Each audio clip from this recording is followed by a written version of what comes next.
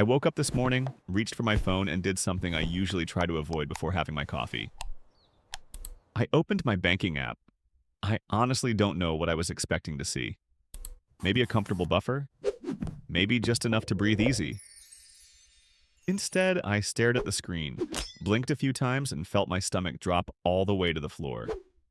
The number staring back at me was $15.42. That's it. 15,942, and here's the kicker. It is currently Wednesday morning.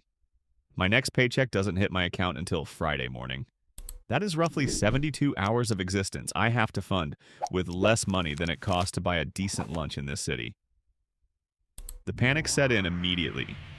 I felt that familiar tightness in my chest, the heat rising in my neck. It wasn't just about the lack of money. It was the shame of being back here again.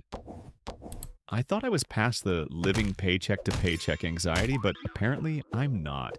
This is my real-time journey, not expert advice. Here is exactly what happened.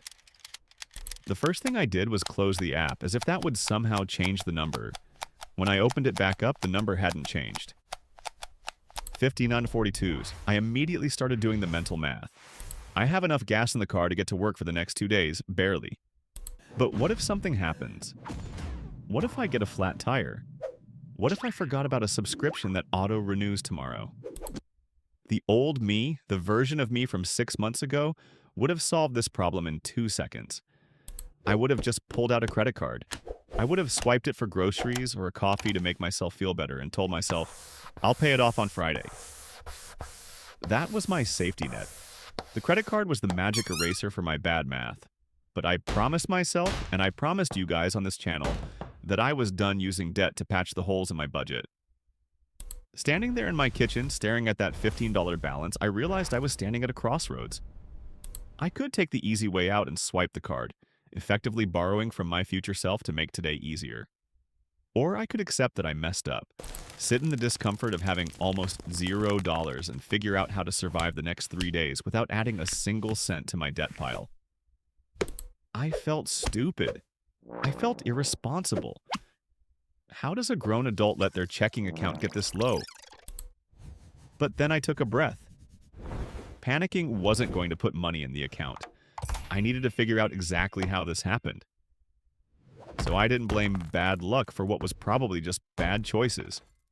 So I sat down at my kitchen table, opened my laptop, and pulled up my transaction history for the last 10 days.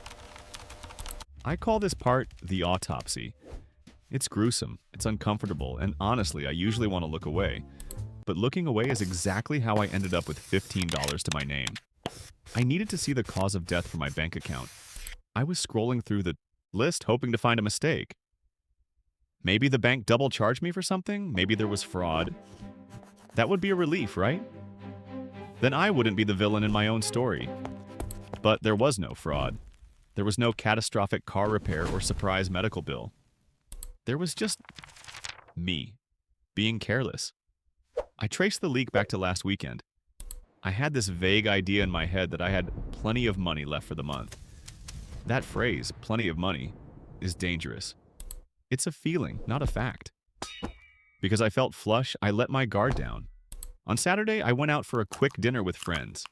I budgeted $30 in my head, but then we decided to grab drinks afterward. I didn't want to be the buzzkill who went home early, so I stayed. That turned into a $68 night. Then Sunday came around. I was tired, didn't feel like cooking, and ordered delivery. That was $24 for a burger and fries that arrived cold. Monday morning, I overslept and didn't pack lunch. I grabbed a sandwich near the office. $13.50, and then the silent assassin.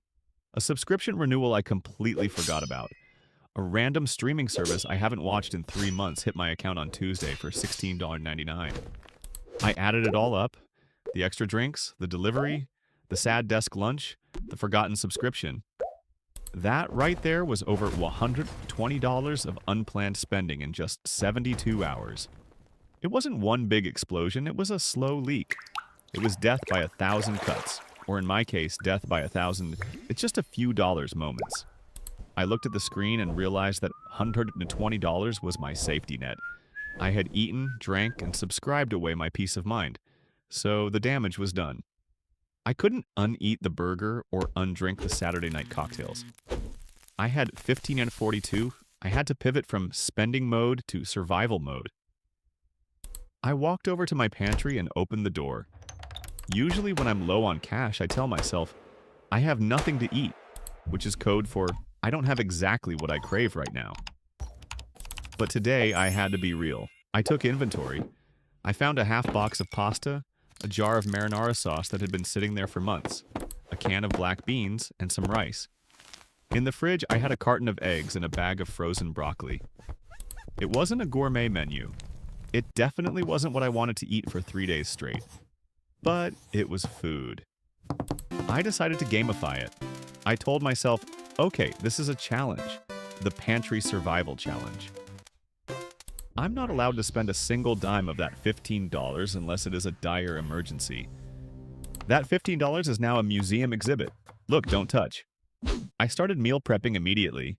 I boiled the pasta, I cooked the rice, I hard-boiled the eggs for breakfast.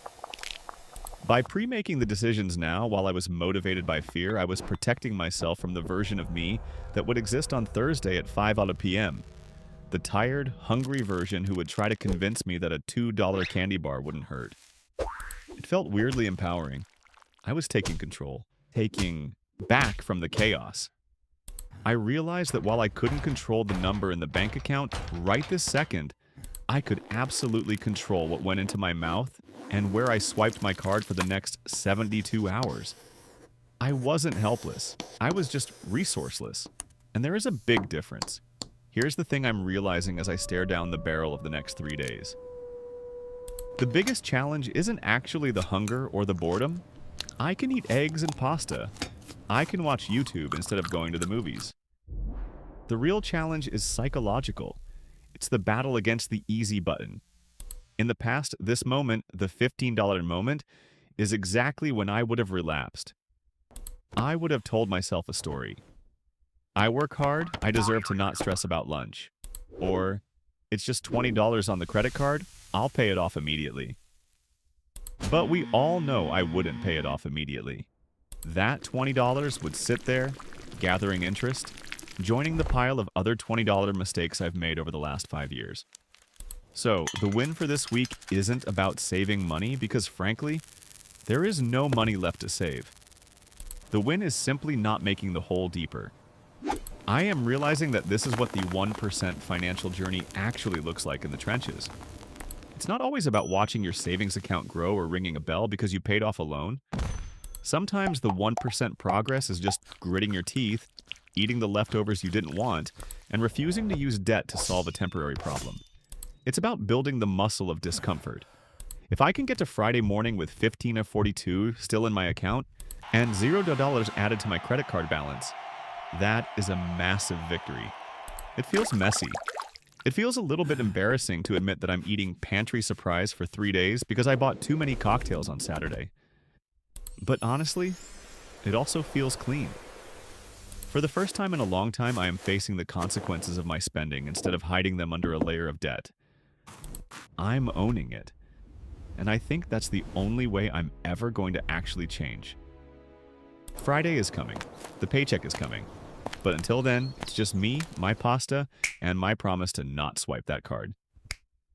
My 1% mission for the next 72 hours is simple. Spend $0. That is my only job.